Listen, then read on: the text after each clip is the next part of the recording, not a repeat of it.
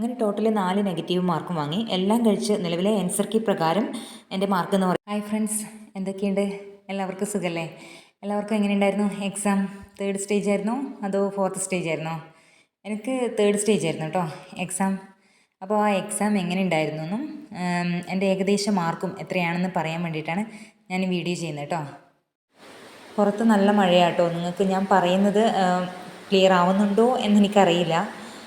എന്തായാലും എക്സാമിനെ കുറിച്ച് എനിക്ക് പറയാനുള്ളതെന്ന് വെച്ചാൽ, ഞാനിപ്പോൾ കാൽക്കുലേറ്റ് ചെയ്ത് വെച്ച മാർക്ക് എന്ന് പറയുന്നത് എക്സാക്റ്റ് മാർക്ക് നമുക്ക് പറയാനാവില്ലല്ലോ. അതായത് എത്ര ക്വസ്റ്റ്യൻസ് ഡിലീറ്റ് ആവുമെന്നോ അല്ലെങ്കിൽ എത്ര എണ്ണം ക്യാൻസൽ ചെയ്യുന്നോ ഒന്നും നമുക്കറിയില്ലല്ലോ. മാത്രമല്ല ഞാനിത് കാൽക്കുലേറ്റ് ചെയ്ത് വെച്ചത് ചില യൂട്യൂബ് ചാനലിലെ ആൻസർ കീ വീഡിയോ ഉണ്ടാവുമല്ലോ, അത് നോക്കിയിട്ടാണ് ഞാനിത് കാൽക്കുലേറ്റ് ചെയ്ത് വെച്ചത്. എന്ന് വെച്ചാൽ ഈ സമയത്തൊന്നും പ്രൊവിഷണൽ ആൻസർ കീയും വന്നിട്ടില്ല. അതുകൊണ്ട് ഈ ഒരു മാർക്ക് തന്നെയാണ് എന്നൊന്നും എനിക്ക് ഉറപ്പിച്ച് പറയാനാവില്ല കേട്ടോ. ഞാൻ ജസ്റ്റ് ഒന്ന് കാൽക്കുലേറ്റ് ചെയ്ത് വെച്ചു, അത്രയേ ഉള്ളൂ. അപ്പോൾ എനിക്ക് എക്സാം രാവിലെ ആയിരുന്നു കേട്ടോ. നല്ല തകർപ്പം മഴയായിരുന്നു. ആ മഴ ഏകദേശം എക്സാം സെൻറ്റർ വരെ ഉണ്ടായിരുന്നു. കാറ്റും മഴയൊക്കെ ആയിട്ട് സെൻറ്ററിൽ എത്തുമ്പോഴേക്കും ഞാൻ ഒരു വിധം നനഞ്ഞിട്ടുണ്ടായിരുന്നു കേട്ടോ.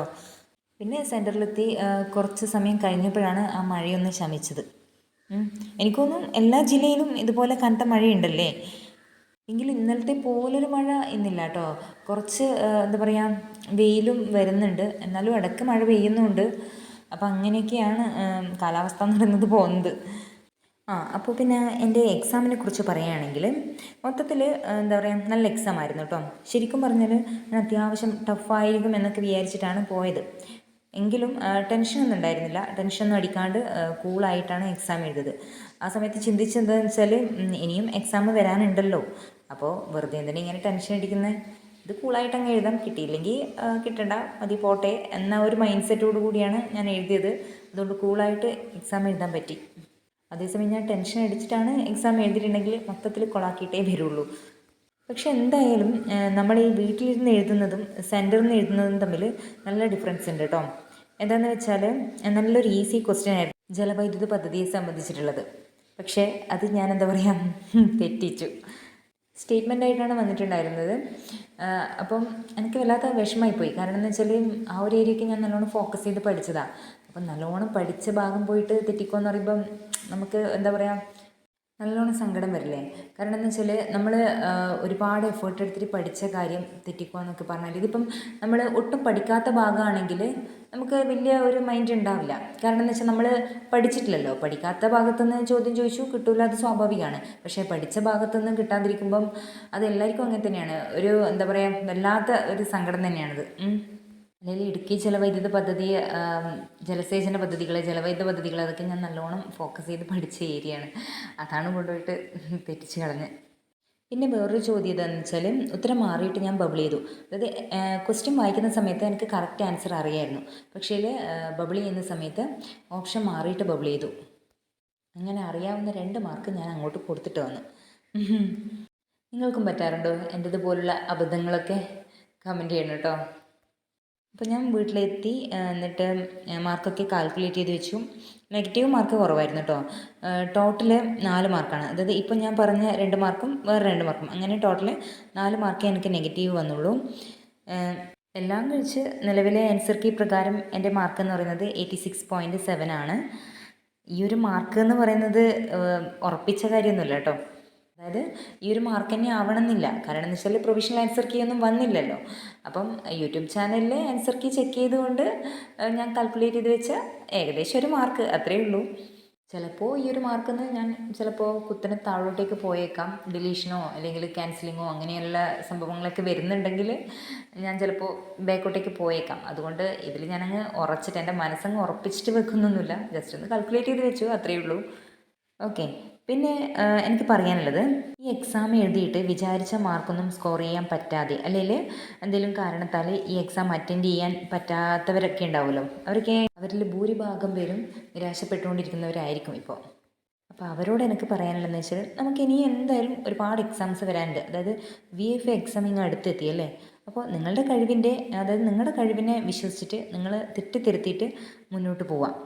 ഈ ഒരു ക്വസ്റ്റ്യൻ പേപ്പർ നമ്മൾ എടുത്ത് നോക്കുമ്പം ഏതൊക്കെ സബ്ജക്റ്റുമായി ബന്ധപ്പെട്ടതാണോ നിങ്ങൾക്ക് കിട്ടാതായത്, അല്ലെങ്കിൽ നിങ്ങൾ നെഗറ്റീവ് അടിച്ച് പോയത്, അപ്പോൾ അങ്ങനെയുള്ള സബ്ജക്റ്റൊക്കെ നല്ല തറവാക്കി പഠിക്കുക.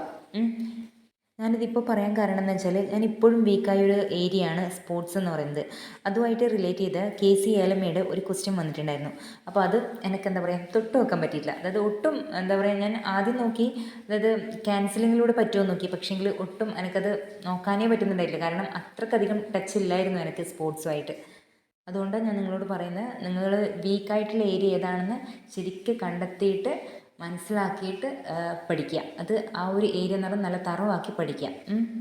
ഇനി നിങ്ങൾ കഴിഞ്ഞ എക്സാമിനെ കുറിച്ചൊന്നും ഓർത്തിട്ട് സങ്കടപ്പെടുകയോ ടെൻഷൻ അടിക്കുകയോ ഒന്നും ചെയ്യാണ്ട്, അതായത് ഒട്ടും ഡിമോട്ടിവേറ്റീവ് ആവാണ്ട് എക്സാമിന് മുന്നേയുള്ള ദിവസം വരെ നിങ്ങൾ എങ്ങനെയായിരുന്നു, അതായത് എത്രത്തോളം ഊർജ്ജസ്വലതയോടെയാണോ നിങ്ങൾ മുന്നോട്ട് പഠിച്ചുകൊണ്ടിരുന്നത് അതുപോലെ തന്നെ മുന്നോട്ട് പോവാം.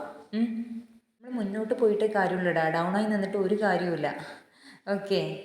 പിന്നെ എനിക്കിപ്പോൾ യൂട്യൂബിൻ്റെ കമൻറ്റ് ബോക്സിൽ വരുന്ന കുറച്ച് കാര്യങ്ങളാണ്, അതായത് ഈ പ്രിലിമിനറി എക്സാം കഴിഞ്ഞതിന് ശേഷം വരുന്ന കുറച്ച് കമൻറ്റാണ്. എനിക്ക് ഇത്ര മാർക്കുണ്ട്, എനിക്ക് മെയിൻസിന് പ്രിപ്പയർ ചെയ്യാവോ എന്ന് ചോദിച്ചുകൊണ്ട്. എനിക്ക് പറയാനുള്ളതെന്ന് വെച്ചാൽ, നിങ്ങൾക്ക് കിട്ടിയ മാർക്കിൽ കോൺഫിഡൻസ് ഉണ്ടെങ്കിൽ നിങ്ങൾ മെയിൻസിന് പ്രിപ്പയർ ചെയ്തോളൂ. അതിലൊട്ടും തെറ്റൊന്നുമില്ല. നിങ്ങൾക്കാവുന്ന പോലെ അത്രക്കും എഫേർട്ട് എടുത്തിട്ട് നിങ്ങളുടെ പഠനം കണ്ടിന്യൂ ചെയ്യാം. ബാക്കിയുള്ളതൊക്കെ പിന്നല്ലേ വരുന്നത്. PSCയുടെ കാര്യമാണ്. അപ്പം ക്യാൻസൽ ചെയ്യുന്ന ക്വസ്റ്റ്യൻസ് ഏതൊക്കെയാണ്, ഡിലീഷൻ അടിക്കുന്ന ക്വസ്റ്റ്യൻസ് ഏതൊക്കെയാണ് എന്നൊന്നും നമുക്ക് മുൻകൂട്ടി പറയാൻ പറ്റില്ല. അതുകൊണ്ട് എനിക്ക് എന്താ പറയുക, ഈ കട്ട് ഓഫുമായി ബന്ധപ്പെട്ടിട്ട് കൂടുതൽ കാര്യങ്ങളൊന്നും പറഞ്ഞു തരാൻ അറിയില്ല. അതാണ് ഞാൻ പറഞ്ഞത്. നിങ്ങൾക്ക് നിങ്ങളുടെ മാർക്കിൽ വിശ്വാസം ഉണ്ടെങ്കിൽ നിങ്ങൾ മുന്നോട്ട് പഠിക്കുക.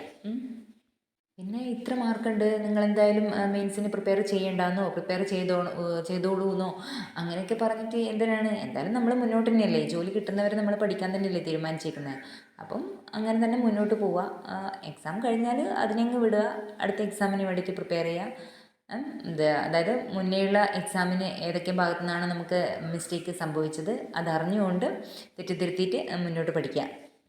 പിന്നെ പറയാനുള്ള കാര്യം എന്ന് വെച്ചാൽ, ഇപ്പം എല്ലാവരും പോയിട്ട് കട്ട് ഓഫ് മാർക്കിൻ്റെ പുറകെ ആയിരിക്കും ഓടുന്നുണ്ടാവുക. അതായത് കട്ട് ഓഫ് മാർക്കിൻ്റെ വീഡിയോൻ്റെ പുറകെ ആയിരിക്കും അധികം ആൾ ഓടുന്നുണ്ടാവുക. അപ്പോൾ അനാവശ്യമായിട്ട് കട്ട് ഓഫ് മാർക്ക് വീഡിയോ കണ്ടിട്ട് വെറുതെ ടെൻഷൻ കൂട്ടണ്ട. ഓക്കെ. എന്തായാലും നിങ്ങൾ പഠിക്കാൻ വേണ്ടി തീരുമാനിച്ചതല്ലേ, നിങ്ങളിപ്പോൾ പഠിക്കാതിരുന്നാലല്ലേ നിങ്ങൾ തോറ്റു പോവുള്ളൂ. അല്ലാണ്ട് നിങ്ങൾ മുന്നോട്ട് തന്നെ പോയിക്കൊണ്ടിരുന്നാൽ എന്തായാലും ഒരു ദിവസം നിങ്ങൾ വിജയിക്കും. അപ്പോൾ നിങ്ങൾ എന്ത് ചെയ്യുകയെന്ന് വെച്ചാൽ, നിങ്ങൾ പഠനം കണ്ടിന്യൂ ചെയ്യാം. നിങ്ങൾക്ക് ജോലി കിട്ടുന്നത് വരെ നിങ്ങൾ പഠനം കണ്ടിന്യൂ ചെയ്യാം. അല്ലാണ്ട് ഈ കട്ട് ഓഫ് നോക്കി വെറുതെ ടെൻഷൻ അടിക്കുക, സങ്കടപ്പെടുക അങ്ങനെയൊന്നും വേണ്ട കേട്ടോ.